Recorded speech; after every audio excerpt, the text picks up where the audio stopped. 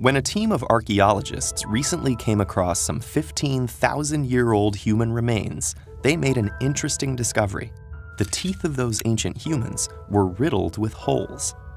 Their cavities were caused by the same thing that still plagues us today: specific tiny microbes that live in our mouths. These microbes are with us soon after birth. We typically pick them up as babies from our mother's mouths.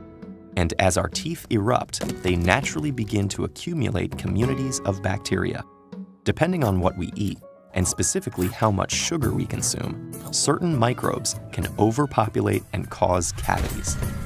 Diets high in sugary foods cause an explosion of bacteria called mutans streptococci in our mouths. Like humans, these microorganisms love sugar, using it as a molecular building block and energy source.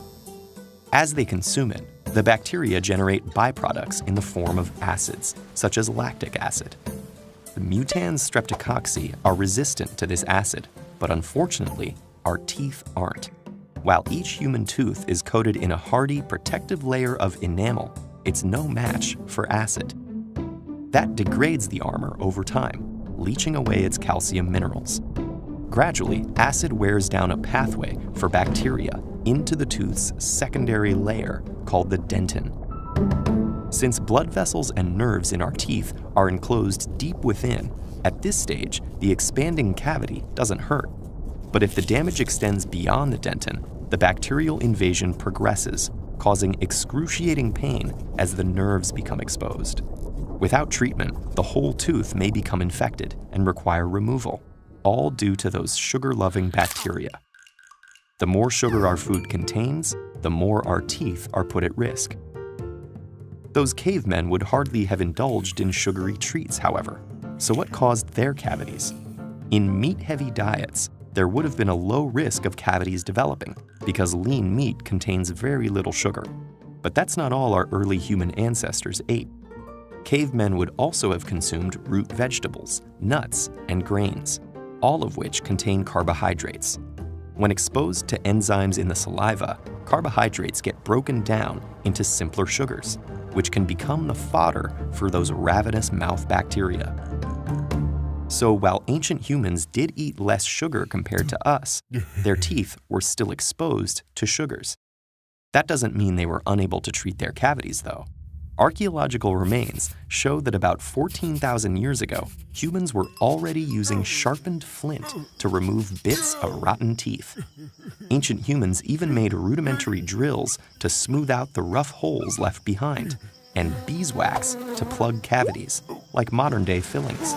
Today, we have much more sophisticated techniques and tools, which is fortunate because we also need to contend with our more damaging, sugar-guzzling ways.